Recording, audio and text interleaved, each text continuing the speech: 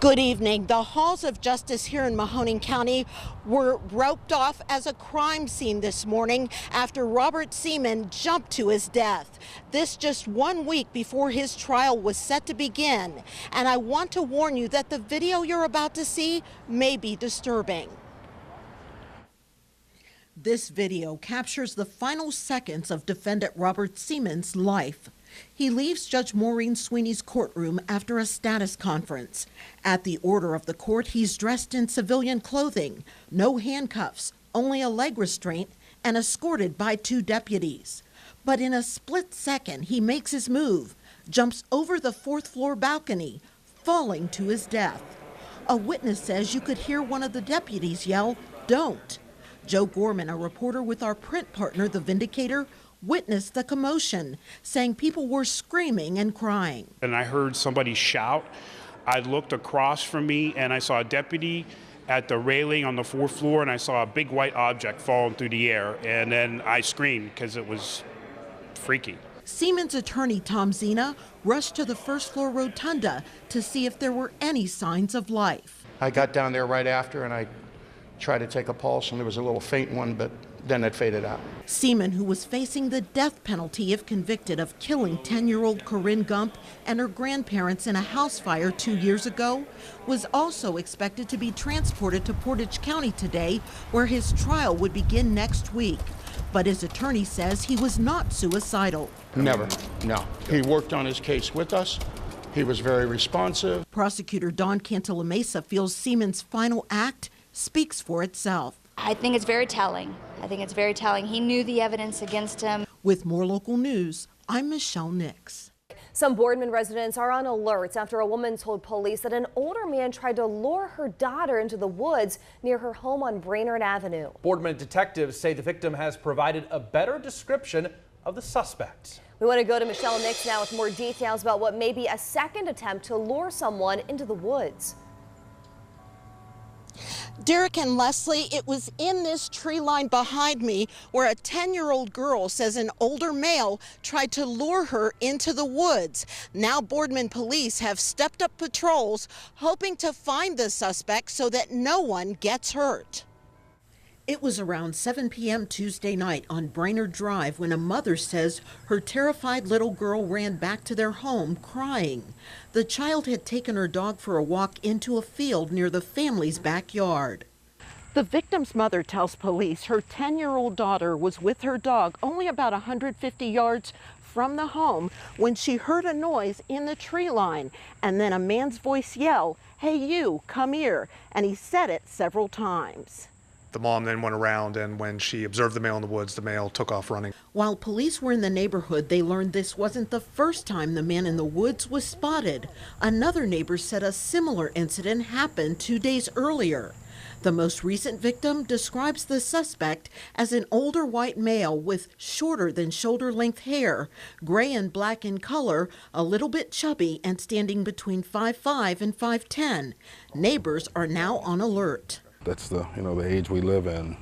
It's not like it was, when we were children. It makes me feel uneasy, but I still feel safe in the neighborhood. Meanwhile, Boardman police have doubled up on patrols to make sure children can still feel safe to play while keeping their eye out for a suspected child predator. With more local news, I'm Michelle Nix. Some parishioners in the Diocese of Youngstown are calling on the bishop to react more swiftly when it comes to the sexual abuse allegations within the diocese. Michelle Nix was at the diocese when a parishioner from Our Lady of Perpetual Help delivered a petition letter to Bishop Murray. Michelle? Leslie, 500 signatures and this 2-page letter were hand-delivered to the bishop today. And they want changes made within the diocese, and they want them done immediately. Bill Kushwa was born and raised in Youngstown, but now, as a parishioner of Our Lady of Perpetual Help in Aurora, has traveled back to the Valley and is at the Catholic Diocese of Youngstown demanding change. He's delivered a letter along with 500 signatures to Bishop George Murray from the congregation, demanding a meeting and prompt action against what they say has been rampant abuse of children and others within the Catholic Church. There's a lot of folks who are wavering right now somewhat lost, and we don't want to come across as a church that is lost. There might be individuals that are corrupt, but our faith is not. The church says its letter was sparked by a letter sent by the bishop to all the churches in the diocese, saying the names of priests or church workers that had credible allegations against them would be released in the coming months. Father Jim DePrilly from the church in Aurora, and also a Valley native, says, why not now? Our concern is that he said in the coming months.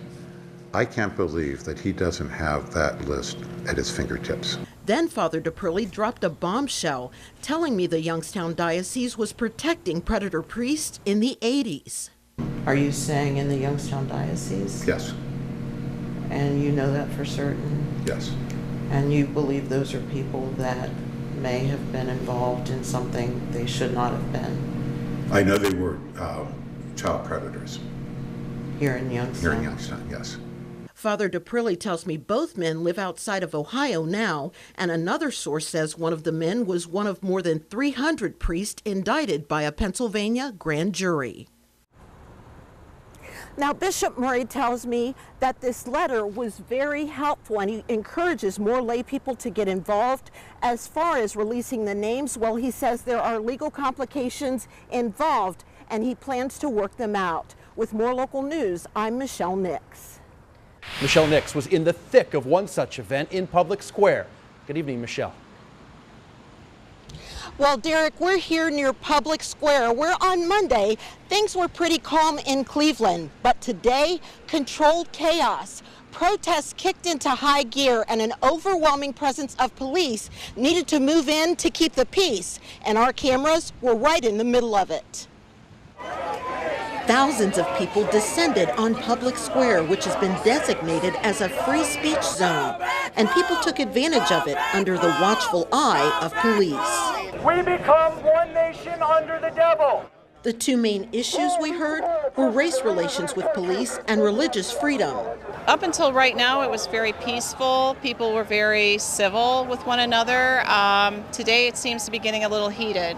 There were several notable people in the crowd, including the father of Tamir Rice. Why did the PIT had to murder him? We are morally outraged. And prominent activist Dr. Cornel West. You are dead in sins. Even fringe presidential candidate Vermin Supreme, who was counter-protesting a group from the Westboro Baptist Church. We know you hate white people. As the temperature and the rhetoric heated up, police used bikes as barricades and formed lines to keep things under control. Not forceful at all. We want people to exercise their First Amendment rights. But as we've been saying the whole time, lawlessness is not going to be tolerated. Amnesty International was on hand to make sure everyone's rights were preserved, including Michael Naziri, who exercised his right to carry a firearm. Police officers have actually been pretty cool. We talked shop. The only one who was kind of a pain in the ass was the Secret Service guy. Right now is probably more of a circus. The people that are taking the stage are screwing for a rise without substance, in my opinion. Containers of urine and feces were thrown by some protesters, but no one was seriously hurt and no one was arrested at Public Square. As for whether these protesters got their message through to the RNC, well, that's a story for another day. Reporting live in Cleveland with more local news, I'm Michelle Nix. Back to you, Derek. Well, that's right. An unbelievable scene here on Cohasset and Rosedale as a home explodes at 537 Cohasset just sometime before 10:30 this morning. It could be felt for blocks, even miles away. Many people coming from the east side of town to find out what had happened here. Now, Carrie and Rodney Weaver live across the street. Tell me, what did you feel? What did you hear? And what happened to your home after this happened?